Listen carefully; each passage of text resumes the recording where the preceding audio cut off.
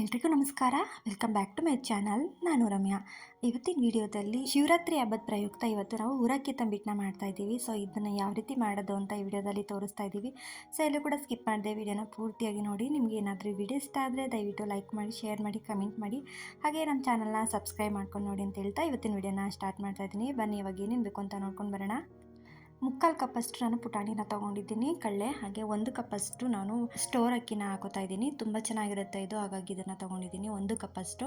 ಹಾಗೆ 4 ಅಚ್ಚು ಬೆಲ್ಲನ ತೊಗೊಂಡಿದ್ದೀನಿ, ಅಂದರೆ ಸಿಹಿಗೆ ತಕ್ಕಂತೆ ನಾವು ತೊಗೋಬೇಕಾಗುತ್ತೆ. ಹಾಗೆ ಕಡಲೆ ಬೀಜನೂ ಅಷ್ಟೇ ಮುಕ್ಕಾಲು ಕಪ್ಪಷ್ಟು ತೊಗೊಂಡಿದ್ದೀನಿ. ಹಾಗೆ ಗಸಗಸೆ 2 ಸ್ಪೂನಷ್ಟು, ಹಾಗೆ ಎಳ್ಳು ಕೂಡ ಒಂದು 3 ಸ್ಪೂನಷ್ಟು ತೊಗೊಂಡಿದ್ದೀನಿ. ಹಾಗೆ ಸ್ವಲ್ಪ ಏಲಕ್ಕಿ ಪುಡಿನ ತೊಗೊಂಡಿದ್ದೀನಿ. ಹಾಗೆ ಅರ್ಧದಷ್ಟು ಕೊಬ್ಬರಿನ ತೊಗೋಬೇಕು. ತುಂಬ ಚೆನ್ನಾಗಿರುತ್ತೆ. ಇದನ್ನು ಕೂಡ ಸಣ್ಣದಾಗಿ ಕಟ್ ಮಾಡಿಕೊಂಡು ಆ್ಯಡ್ ಮಾಡೋದ್ರಿಂದ ರುಚಿನೂ ಕೂಡ ತುಂಬ ಚೆನ್ನಾಗಿರುತ್ತೆ. ಹಾಗೆ ಶಿವರಾತ್ರಿ ಹಬ್ಬನೂ ಕೂಡ ಹತ್ರ ಬಂತಲ್ವ, ಸೊ ಹಾಗಾಗಿ ವಿಡಿಯೋನ ಶೇರ್ ಮಾಡ್ತಾ ಇದ್ದೀನಿ. ಫಸ್ಟ್ ಇವಾಗ ಎಲ್ಲನೂ ಕೂಡ ರೆಡಿ ಮಾಡ್ಕೋಬೇಕಲ್ವ, ಹಾಗೆ ನನ್ನ ತಂಗಿನೂ ಕೂಡ ಹೆಲ್ಪ್ ಮಾಡ್ತಾ ಇದ್ದಾಳೆ. ಇಲ್ಲಿ ಕೊಬ್ಬರಿನೆಲ್ಲ ಸಣ್ಣದಾಗಿ ನಾವು ಕಟ್ ಮಾಡಿಕೊಂಡು ರೆಡಿ ಮಾಡ್ಕೋತೀವಿ. ಇದನ್ನು ತುರಿದು ಕೂಡ ಹಾಕೋಬೋದು, ಅಥವಾ ನಾವು ಈ ಥರ ಕಟ್ ಮಾಡಿ ಸಣ್ಣಕ್ಕೆ ಹಾಕೊಳ್ಳೋದ್ರಿಂದ ತುಂಬಾ ಚೆನ್ನಾಗಿರುತ್ತೆ. ಬಾಯಿಗೆ ಸಿಕ್ಕಿದಾಗ ಅಗದು ತಿಂದಾಗ ಅದು ರುಚಿ ಚೆನ್ನಾಗಿರುತ್ತೆ ಅಂತೇಳಿ ನಾವು ಸಣ್ಣದಾಗಿ ಕಟ್ ಮಾಡಿ ಆ್ಯಡ್ ಮಾಡ್ಕೋತಾ ಇದ್ದೀವಿ. ತುರ್ದಿನೂ ಕೂಡ ಹಾಕೋಬೋದು, ಅದನ್ನು ಕೂಡ ಚೆನ್ನಾಗಿರುತ್ತೆ. ಆದರೆ ಈ ಥರ ಸಣ್ಣದಾಗಿ ಕಟ್ ಮಾಡಿ ಸೇರಿಸಿ ತಿನ್ನೋದ್ರಿಂದ ತುಂಬಾ ರುಚಿ ಚೆನ್ನಾಗಿರುತ್ತೆ ಅಂತೇಳಿ ಈ ಥರ ಮಾಡ್ಕೋತಾ ಇದ್ದೀವಿ. ಹಾಗೆ ಇವಾಗ ನಾನು ಸ್ವಲ್ಪ ಕಡಲೆ ಬೀಜನ ಎಲ್ಲ ಚೆನ್ನಾಗಿ ಫ್ರೈ ಮಾಡ್ಕೊಂಡು ಎತ್ತಿಟ್ಕೊಂಡು, ಅದಾದ ನಂತರ ಕಂಪ್ಲೀಟ್ ಕೂಲ್ ಆದಮೇಲೆ ನಾವು ಸ್ವಲ್ಪ ಸಿಪ್ಪೆಲ್ಲ ತೆಗೆದು ನಾವು ಎತ್ತಿ ರೆಡಿ ಮಾಡಿ ಇಟ್ಕೋಬೇಕು. ಫಸ್ಟ್ ಇದನ್ನೆಲ್ಲ ರೆಡಿ ಮಾಡಿ ಇಟ್ಕೊಂಡಾದ್ಮೇಲೆ ನಾನು ಕೂಡ ಎಲ್ಲ ಮಿಕ್ಸ್ ಮಾಡಿ ನಾವು ತಂಬಿಟ್ಟನ್ನ ಮಾಡೋದಕ್ಕೆ ಈಸಿ ಆಗುತ್ತೆ ಅಲ್ವಾ. ಹಾಗಾಗಿ ನಾನು ನನ್ನ ತಂಗಿ ಯಾವಾಗಲೂ ಅಷ್ಟೇ ಜೊತೆಯಾಗಿ ಇರುತ್ತೆ, ಅಡುಗೆನ ಮಾಡ್ಕೋತೀವಿ. ಅವಳು ಸ್ವಲ್ಪ ಕಟ್ ಮಾಡಿಕೊಡೋದೆಲ್ಲ ಇರುತ್ತಲ್ವ, ಅದನ್ನು ಕಟ್ ಮಾಡಿಕೊಡ್ತಾಳೆ. ನಾನು ಈ ಕಡೆ ಅಡುಗೆ ಮಾಡ್ಕೊಳ್ಳೋದಕ್ಕೂ ಕೂಡ ಹೆಲ್ಪ್ ಆಗುತ್ತೆ ಅಂತೇಳಿ.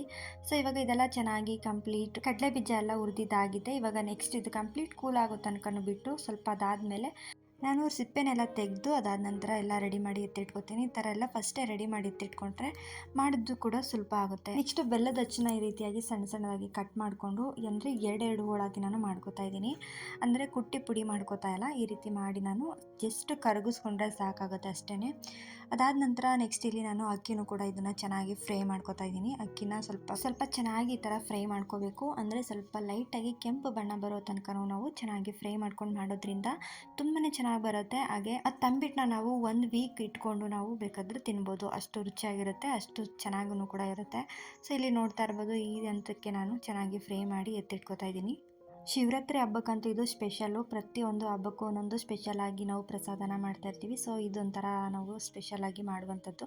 ನಾವು ಪ್ರತಿ ಸಲ ಮಾಡಿದಾಗಲೂ ಇದೇ ಥರ ಮಾಡ್ಕೋತೀವಿ. ಸೊ ಇವಾಗ ನೆಕ್ಸ್ಟ್ ಬೆಲ್ಲದ ಹಚ್ಚಿರುತ್ತಲ್ವ, ಅದನ್ನೆಲ್ಲ ಈ ರೀತಿ ಕಟ್ ಮಾಡಿಕೊಂಡು 1 ಕಪ್ಪಷ್ಟು ನಾನು ನೀರನ್ನ ಸೇರಿಸ್ಕೊಂಡು ಚೆನ್ನಾಗಿ ಇದನ್ನು ಕುದಿಲಿಕ್ಕೆ ಬಿಡ್ತೀನಿ. ಅಂದರೆ ಪಾಕ ಮಾಡ್ಕೊಳ್ಳೋ ಅವಶ್ಯಕತೆ ಇಲ್ಲ, ಚೆನ್ನಾಗಿ ಅದರಲ್ಲೇ ಕರಗಿದ್ರೆ ಸಾಕಾಗುತ್ತೆ ಬೆಲ್ಲ ಅಷ್ಟೇ. ಮುಳುಗೋ ಅಷ್ಟು ನೀರನ್ನ ಸೇರಿಸ್ಕೊಂಡ್ರೆ ಮೆಜರ್ಮೆಂಟು ಕರೆಕ್ಟಾಗಿರುತ್ತೆ. ಸೊ ಈ ಹಂತಕ್ಕೆ ನೀವು ಮಾಡ್ಕೊಳ್ಳಿ. ಇದಾದಮೇಲೆ ನಾನು ಕಡಲೆ ಬೀಜನೂ ಕೂಡ ಎಲ್ಲ ತಣ್ಣಗಾಗಿತ್ತು. ಇದಾದ ನಂತರ ಚೆನ್ನಾಗಿ ಇದನ್ನು ಸಿಪ್ಪೆನೆಲ್ಲ ತೆಗೆದು ರೆಡಿ ಮಾಡಿ ಎತ್ತಿಟ್ಕೋತಾ ಇದ್ದೀನಿ. ಫಸ್ಟ್ ಈ ರೀತಿ ನಾವು ಕಡಲೆ ಬೀಜನ ಹುರಿದು ಎತ್ತಿಟ್ಕೊಬಿಟ್ರೆ ಅದಾದ ನಂತರ ನಾವು ತಣ್ಣಗಾದ್ಮೇಲೆ ಈ ಥರ ಈಸಿಯಾಗಿ ಮಾಡ್ಕೋಬೋದು. ಒಬ್ಬೊಬ್ಬರು ಮನೇಲಿ ಒಂದೊಂದು ಥರ ಮಾಡ್ತಾರೆ. ಅಂದರೆ ಮನೆಯಲ್ಲೇ ಪೌಡ್ರ್ ಮಾಡಿಕೊಂಡು ಮಾಡೋರು ಇರ್ತಾರೆ, ಅಥವಾ ಜಾಸ್ತಿ ಕ್ವಾಂಟಿಟಿಲಿ ಮಾಡೋರಿದ್ರೆ ಏನಾದರೂ ಅಂಥವರು ಮಿಲ್ಲಿಗೆ ಕೊಟ್ಟು ಅದನ್ನು ಪೌಡ್ರ್ ಮಾಡಿಸ್ಕೊಂಡು ಮನೇಲಿ ಮಾಡ್ಕೋತಾರೆ. ನಮ್ಮ ಮನೇಲಿ ಇವಾಗ ನಾನು ಸ್ವಲ್ಪ ಕ್ವಾಂಟಿಟಿ ಮಾಡೋದ್ರಿಂದ ಸ್ವಲ್ಪ ಕಮ್ಮಿನೇ ಮಾಡ್ತಾ ಇದ್ದೀನಿ. ಅದಕ್ಕೋಸ್ಕರ ನಾನು ಈಗ ಮನೆಯಲ್ಲೇ ಪೌಡ್ರನ್ನ ಮಾಡಿಕೊಂಡು ತಂಬಿಟ್ಟನ್ನ ಮಾಡ್ಕೋತಾ ಇದ್ದೀನಿ. ಹಾಗೆ ಈಗ ಪಾಕನೂ ಕೂಡ ರೆಡಿಯಾಗಿದೆ ನೋಡಿ, ಈ ಹಂತದಲ್ಲಿ ಆಗಿದ್ದರೆ ಸಾಕು. ಸ್ವಲ್ಪ ಇವಾಗ ಪುಟಾಣಿನೂ ಕೂಡ ಸ್ವಲ್ಪ ಜಸ್ಟ್ ಈ ರೀತಿಯಾಗಿ ಫ್ರೈ ಮಾಡ್ಕೋಬೇಕು. ಸ್ವಲ್ಪ ಚೆನ್ನಾಗಿ ಈ ಥರ ಫ್ರೈ ಮಾಡಿ ಮಾಡೋದ್ರಿಂದ ತುಂಬ ಚೆನ್ನಾಗಿ ರುಚಿ ಕೊಡುತ್ತೆ ತಂಬಿಟ್ಟು, ಹಾಗಾಗಿ ಈ ರೀತಿ ಮಾಡ್ಕೋತೀವಿ. ಹಾಗೆ ಸ್ವಲ್ಪ ಎಳ್ಳು ಹಾಗೆ ಗಸಗಸೆ ಇರುತ್ತಲ್ವ, ಇದನ್ನು ಕೂಡ ಇದಕ್ಕೆ ಸೇರಿಸ್ಕೊಂಡು ಲೋ ಫ್ಲೇಮಲ್ಲೇ ನಾವು ಇವಾಗ ಚೆನ್ನಾಗಿ ಇದನ್ನು ಕೂಡ ಫ್ರೈ ಮಾಡ್ಕೋಬೇಕು. ಜಸ್ಟ್ ಚಿಟಪಟ ಅಂತ ಸಿಡಿದ ತಕ್ಷಣ ನಾವು ಇದನ್ನು ಆಫ್ ಮಾಡಿಕೊಂಡ್ರೆ ಸಾಕಾಗುತ್ತೆ. ಗಸಗಸೆ ಹಾಕೋದ್ರಿಂದ ನಿಜವಾಗ್ಲೂ ತುಂಬಾ ಟೇಸ್ಟಿಯಾಗಿ ಬರುತ್ತೆ ತಂಬಿಟ್ಟಂತೂ. ಸ್ವಲ್ಪ ಈ ರೀತಿ ನಾವು ಚಿಟಪಟ ಅಂತ ಸಿಡಿಯೋ ತನಕ ಸ್ವಲ್ಪ ಚೆನ್ನಾಗಿ ಈ ರೀತಿ ಫ್ರೈ ಮಾಡಿಕೊಂಡ್ರೆ ಆಗುತ್ತೆ. ನೋಡಿ ಇಲ್ಲಿ ನೋಡ್ತಾ ಇರ್ಬೋದು, ಈಗ ಕಂಪ್ಲೀಟ್ ಆಗಿದೆ. ಇದನ್ನು ಕೂಡ ಕೂಲ್ ಆಗೋದಕ್ಕೆ ಬಿಡ್ತಾ ಇದ್ದೀನಿ. ಶಿವರಾತ್ರಿ ಹಬ್ಬದ ಪ್ರಯುಕ್ತ ನಾವು ತಂಬಿಟ್ಟನ್ನ ನಿಮಗೆಲ್ಲ ತೋರಿಸ್ಬೇಕು ಅಂತೇಳಿ ಫಸ್ಟೇ ನಾವು ತಂಬಿಟ್ಟನ್ನ ಮಾಡಿ ತೋರಿಸ್ತಾ ಇದ್ದೀವಿ ಅಷ್ಟೇ. ಶಿವರಾತ್ರಿ ಹಬ್ಬಕ್ಕೂ ಕೂಡ ಮಾಡ್ತೀವಿ. ಹಾಗೆ ಇಲ್ಲಿ ನೋಡ್ತಾ ಇರ್ಬೋದು, ಅಕ್ಕಿನೂ ಕೂಡ ಕೂಲಾಗಿತ್ತು. ಇದಾದ ನಂತರ ನಾವು ಇದಕ್ಕೆ ಮಿಕ್ಸಿ ಜಾರ್ಗೆ ಸೇರಿಸ್ಕೊಂಡು ನುಣ್ಣಗೆ ನಾವು ರುಬ್ಕೋಬೇಕಾಗುತ್ತೆ. ಹಾಗೆ ನಾನು ಇಲ್ಲಿ ಅರ್ಧದಷ್ಟು ಕಳ್ಳೆನೂ ಕೂಡ ಸೇರಿಸ್ಕೊಂಡು ರುಬ್ಕೋತಾ ಇದ್ದೀನಿ. ತುಂಬ ನುಣ್ಣಗೂ ಇರಬಾರ್ದು, ಅಷ್ಟು ತರಿಯಾಗೂ ಇರಬಾರ್ದು, ಮೀಡಿಯಮ್ ಆಗಿದ್ದರೆ ಸಾಕಾಗುತ್ತೆ. ಇಲ್ಲಿ ನೋಡ್ತಾ ಇರ್ಬೋದು, ಈಗ ಈ ರೀತಿ ಪೌಡ್ರನ್ನ ಮಾಡ್ಕೋತಾ ಇದ್ದೀವಿ. ನಾವು ಮಿಲ್ಗೂ ಕೂಡ ಕೊಡ್ಬೋದು. ಜಾಸ್ತಿ ಕ್ವಾಂಟಿಟಿಲಿ ಮಾಡೋರು ಮಿಲ್ಲು ಕೊಡ್ತಾರೆ, ಅಂದರೆ ಕಮ್ಮಿ ಕ್ವಾಂಟಿಟಿ ಮಾಡೋದ್ರಿಂದ ನಾನಿಲ್ಲಿ ಇಲ್ಲೇ ನಾವು ಮನೆಯಲ್ಲೇ ಮಾಡ್ಕೋತಾ ಇದೀವಿ ಅಷ್ಟೇ. ನೀವೇನಾದರೂ ಜಾಸ್ತಿ ಮಾಡ್ತೀವಿ ಅಂತಂದರೆ ನೀವು ಮಿಲ್ಗೂ ಕೂಡ ಕೊಟ್ಕೋಬೋದು. ಅಂದರೆ ಚೆನ್ನಾಗಿ ಅಕ್ಕಿನ ಫ್ರೈ ಮಾಡಿಕೊಂಡು ಹಾಗೆ ಪುಟಾಣಿನೂ ಕೂಡ ಸ್ವಲ್ಪ ಲೈಟಾಗಿ ಫ್ರೈ ಮಾಡಿ ನಾವು ಮಾಡಿಕೊಡ್ಬೋದು. ಹಾಗೆ ಇಲ್ಲಿ ನೋಡ್ತಾ ಇರ್ಬೋದು, ಈ ಒಂದು ಅದಕ್ಕೆ ನಾವು ಚೆನ್ನಾಗಿ ಪೌಡ್ರನ್ನ ಮಾಡಿ ಎತ್ತಿಟ್ಕೊಂಡಿದ್ದೀವಿ. ಹಾಗೆ ಇದನ್ನು ನಾವು ಸ್ವಲ್ಪ ಜಲ್ರಿ ಮಾಡ್ಕೋಬೇಕಾಗುತ್ತೆ, ಇಲ್ಲಾಂದರೆ ತುಂಬಾ ತರಿ ಆಗಿರುತ್ತೆ ಅಲ್ವಾ. ಸೊ ಹಾಗಾಗಿ ಈ ಥರ ಮಾಡಿಕೊಂಡು ಮತ್ತೆ ಏನಾದರೂ ತುಂಬ ತರಿ ಬಂತು ಅಂದರೆ ಮತ್ತೆ ನಾವು ಚೆನ್ನಾಗಿ ಅದನ್ನು ಪೌಡ್ರ್ ಮಾಡ್ಕೋಬೋದು ಅಂತೇಳಿ. ನಾವು ಚೆನ್ನಾಗಿ ಅಕ್ಕಿನ ಹುರಿದಾದ್ಮೇಲೆ ಸ್ವಲ್ಪ ಕೂಲ್ ಆಗೋದಕ್ಕೆ ಬಿಡಬೇಕು. ಕೂಲಾಗಿ ಮಾಡಿದ್ರೆ ಚೆನ್ನಾಗಿ ಅದು ಪೌಡ್ರ್ ಥರ ಆಗಿಬಿಡುತ್ತೆ, ಇಲ್ಲಾಂದರೆ ಅದು ಪೌಡ್ರ್ ಥರ ಆಗಲ್ಲ. ಅಂದರೆ ಲೇಟ್ ಆಗುತ್ತೆ ನಾವು ಮನೆಯಲ್ಲೇ ಮಾಡ್ಕೊಳ್ಳೋದ್ರಿಂದ.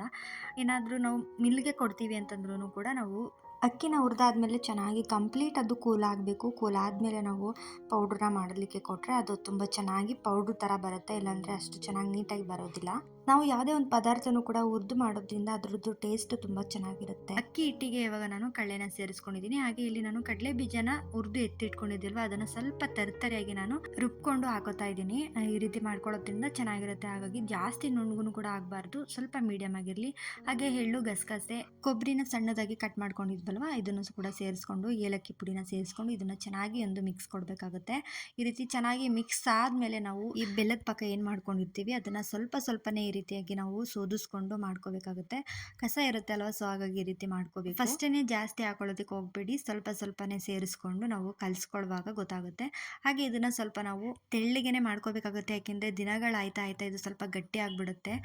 ಹಾಗಂತ ನಾವು ತುಂಬ ತೆಳುನೂ ಕೂಡ ಮಾಡ್ಕೋಬಾರ್ದು. ಅಂದರೆ ಮೀಡಿಯಮ್ ಆಗಿ ಸ್ವಲ್ಪ ಸಾಫ್ಟಾಗಿ ಕಲಿಸ್ಕೊಂಡ್ರೆ, ಅಂದರೆ ಒಂದು ವಾರ ಇಟ್ಟರೂ ಕೂಡ ಅದು ಚೆನ್ನಾಗಿರುತ್ತೆ. ಇಲ್ಲಾಂದರೆ ತುಂಬ ಗಟ್ಟಿ ಆಗಿಬಿಟ್ರೆ ತಿನ್ನೋದಕ್ಕಾಗಲ್ಲ. ಹಾಗಾಗಿ ಈ ರೀತಿಯಾಗಿ ಸ್ವಲ್ಪನೇ ಸೇರಿಸ್ಕೊಂಡು ಮಾಡೋದ್ರಿಂದ ಒಂದು ಹದ ಬರುತ್ತೆ. ಫಸ್ಟೇ ನಾವು ಜಾಸ್ತಿ ಹಾಕೋಬಿಟ್ರೆ ಅದು ಚೆನ್ನಾಗಿ ಬರಲ್ಲ, ಅಂದರೆ ಏನಾದರೂ ಪಾಕ ಜಾಸ್ತಿ ಆಗಿಬಿಡುತ್ತೆ. ಹಾಗಾಗಿ ಸ್ವಲ್ಪನೇ ರೀತಿ ಕಲಿಸ್ಕೊಳ್ಳೋದ್ರಿಂದ ಒಂದು ಹದಕ್ಕೆ ನಾವು ಗೊತ್ತಾಗುತ್ತೆ ಯಾವ ರೀತಿ ಇಷ್ಟ ಹಾಕೋಬೇಕು ಅಂತೇಳಿ.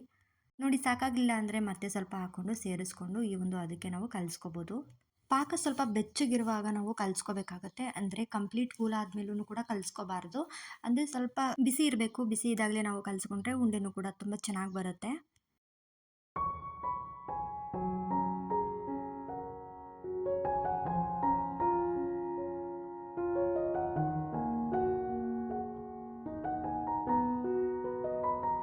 ನೋಡಿ, ಈ ಒಂದು ಅದಕ್ಕೆ ಬಂದಿದ್ರೆ ಸಾಕಾಗುತ್ತೆ. ಇಷ್ಟು ಸಾಫ್ಟ್ ಆಗಿರಬೇಕು. ಹಾಗೆ ಇಲ್ಲಿ ಸ್ವಲ್ಪ ತುಪ್ಪನ ಸವರ್ಕೊಂಡು ಕೈಗೆ ಈ ರೀತಿ ಉಂಡೆಗಳನ್ನಾಗಿ ಮಾಡ್ಕೊಳ್ಳೋದ್ರಿಂದ ತುಂಬ ಚೆನ್ನಾಗಿ ಬರುತ್ತೆ. ಹಾಗೆ ಟೇಸ್ಟು ಕೂಡ ಚೆನ್ನಾಗಿರುತ್ತೆ ತುಪ್ಪನ ಸೇರಿಸಿ ಮಾಡೋದ್ರಿಂದ. ಶಿವರಾತ್ರಿ ಹಬ್ಬಕ್ಕೆ ಇದು ತುಂಬಾ ಸ್ಪೆಷಲ್ಲು. ಉರಕ್ಕಿ ತಂಬಿಟ್ಟು ಅಂತ ಪ್ರತಿಯೊಬ್ಬರು ಮನೇಲೂ ಕೂಡ ಮಾಡೇ ಮಾಡ್ತಾರೆ. ಹಾಗೆ ಶಿವನಿಗೆ ತುಂಬ ಪ್ರಿಯವಾದದ್ದು. ಹಾಗೆ ಇದನ್ನು ನಾವು ನೈವೇದ್ಯಕ್ಕೆ ಇಟ್ಟರೆ ಖಂಡಿತವಾಗ್ಲೂ ಒಳ್ಳೆಯದಾಗುತ್ತೆ. ಸುಮಾರು ಜನಕ್ಕೆ ಗೊತ್ತಿರ್ಬೋದು ಇದನ್ನು ಯಾವ ರೀತಿ ಮಾಡೋದು ಅಂತ. ಹೊಸದಾಗಿ ಕಲಿಯೋರಿಗೆ ಇದನ್ನು ಹೆಲ್ಪ್ ಆಗಲಿ ಅಂತೇಳಿ ನಾನು ಮುಂಚಿತವಾಗಿಯೇ ಉರಕ್ಕಿ ತಂಬಿಟ್ಟನ್ನ ಮಾಡಿ ವಿಡಿಯೋ ಮಾಡಿ ಹಾಕಿದೆ ಅಷ್ಟೇ.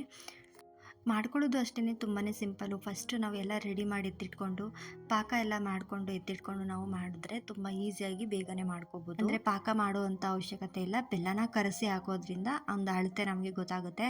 ಅಂದರೆ ಒಂದೆಳೆ ಪಾಕ ಎರಡೆಳೆ ಪಾಕ ಅಂತ ಎಲ್ಲ ಮಾಡ್ತಾರಲ್ವ, ಸೊ ಹಾಗಾಗಿ ಆ ಥರದ್ದೇನೂ ಇಲ್ಲ. ಅಂದರೆ ನಾವು ಬೆಲ್ಲನ ಕರಗಿಸಿ ಅದನ್ನು ಸೋದಿಸ್ಕೊಂಡು ಹಾಕೊಳ್ಳೋದಷ್ಟೇ, ಇನ್ನೇನಿಲ್ಲ. ನಿಜವಾಗ್ಲೂ ತುಂಬಾ ಚೆನ್ನಾಗಿ ಬರುತ್ತೆ ಈ ಒಂದು ಹದದಲ್ಲಿ ನೀವು ಮಾಡಿಕೊಂಡ್ರೆ. ಹಾಗೆ ಎಲ್ರಿಗೂ ಕೂಡ ಇಷ್ಟ ಆಗುತ್ತೆ. ಸೊ ಎಲ್ಲರೂ ಇಷ್ಟಪಟ್ಟು ತಿಂತಾರೆ. ಹಾಗೆ ನಮ್ಮ ಮನೇಲಂತೂ ತುಂಬಾ ಇಷ್ಟ ತಂಬಿಟ್ಟು ಅಂತಂದರೆ. ನಿಮಗೂ ಯಾರ್ಯಾರಿಗೆ ತಂಬಿಟ್ಟು ಅಂದರೆ ಇಷ್ಟ ಅಂತೇಳಿ ಕಮೆಂಟ್ ಬಾಕ್ಸಲ್ಲಿ ಕಮೆಂಟ್ ಮಾಡಿ ತಿಳಿಸಿ. ನೋಡಿ, ಈಗ ಎಲ್ಲ ರೆಡಿ ಆಯಿತು. ತಂಬಿಟ್ಟು ನೋಡಿ ಯಾವ ಹದದಲ್ಲಿ ಇದೆ ಅಂತ. ನಿಜವಾಗ್ಲೂ ತುಂಬಾ ಚೆನ್ನಾಗಿ ಬಂದಿತ್ತು. ಹಾಗೆ ಹೊಸದಾಗಿ ಕಲಿಯೋರು ಕೂಡ ಆರಾಮಾಗಿ ಮಾಡ್ಕೋಬೋದು. ಒಂದ್ಸಲ ಟ್ರೈ ಮಾಡಿ ಹೇಗೆ ಬಂತು ಅಂತ ಕಮೆಂಟ್ ಬಾಕ್ಸಲ್ಲಿ ಕಮೆಂಟ್ ಮಾಡಿ ತಿಳಿಸಿ.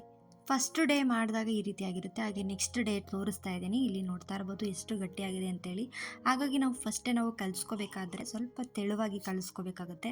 ಇದೊಂಥರ ಲಡ್ಡು ಥರ ಕಾಣಿಸ್ತಾ ಇತ್ತು. ನಿಜವಾಗ್ಲೂ ತುಂಬಾ ಟೇಸ್ಟಿಯಾಗಿತ್ತು. ಖಂಡಿತವಾಗ್ಲೂ ನೀವು ಒಂದ್ಸಲ ಟ್ರೈ ಮಾಡಿ. ಹಾಗೆ ಮುಂಚಿತವಾಗಿಯೇ ಎಲ್ಲರಿಗೂ ಅಷ್ಟೇ ಶಿವರಾತ್ರಿ ಹಬ್ಬದ ಶುಭಾಶಯಗಳು. ಸೊ ಈ ವಿಡಿಯೋ ನಿಮ್ಗೆ ಇಷ್ಟ ಆಗಿದೆ ಅಂತ ಅನ್ಕೋತೀನಿ. ಇಷ್ಟ ಆಗಿದ್ರೆ ದಯವಿಟ್ಟು ಲೈಕ್ ಮಾಡಿ, ಶೇರ್ ಮಾಡಿ, ಕಮೆಂಟ್ ಮಾಡಿ. ಹಾಗೆ ನಮ್ಮ ಚಾನಲ್ನ ಸಬ್ಸ್ಕ್ರೈಬ್ ಮಾಡ್ಕೊಂಡು ನೋಡಿ ಅಂತ ಹೇಳ್ತಾ, ನೀವು ಕೂಡ ಶಿವರಾತ್ರಿ ಹಬ್ಬಕ್ಕೆ ಈ ರೀತಿ ತಂಬಿಟ್ಟು ಮಾಡಿ ನಿಮ್ಮ ಮನೆಯವ್ರಿಗೂ ಕೊಡಿ, ತುಂಬ ಖುಷಿ ಆಗುತ್ತೆ. ಹಾಗೆ ಶಿವನಿಗೆ ಇದು ತುಂಬಾ ಪ್ರಿಯವಾದದ್ದು ಅಂತ ಕೂಡ ಹೇಳ್ತಾರೆ. ಸೊ ನೀವು ಕೂಡ ಮಾಡಿ ದೇವರಿಗೆ ನೈವೇದ್ಯನ ಮಾಡಿ ಇಟ್ಟರೆ ಖಂಡಿತವಾಗ್ಲೂ ಒಳ್ಳೆಯದಾಗುತ್ತೆ. ಈ ವಿಡಿಯೋ ನಿಮ್ಗೆ ಇಷ್ಟ ಆಗಿದೆ ಅಂತ ಅನ್ಕೋತೀನಿ. ಇಲ್ಲಿ ತನಕ ನೋಡಿರೋರಿಗೆ ತುಂಬ ಹೃದಯದ ಧನ್ಯವಾದಗಳು. ಹಾಗೆ ವಿಡಿಯೋ ನೋಡ್ತೀರಾ ಆದರೆ ಲೈಕ್ ಕೊಡಲ್ಲ, ದಯವಿಟ್ಟು ಲೈಕ್ ಕೊಡಿ, ನಮಗೂ ಕೂಡ ಖುಷಿ ಆಗುತ್ತೆ. ಹಾಗೆ ಕಮೆಂಟ್ ಬಾಕ್ಸಲ್ಲಿ ನಿಮ್ಮ ಅನಿಸಿಕೆಗಳನ್ನ ತಿಳಿಸಿ. ಮುಂದಿನ ವಿಡಿಯೋದಲ್ಲಿ ಸಿಗ್ತೀನಿ. Thank you for watching.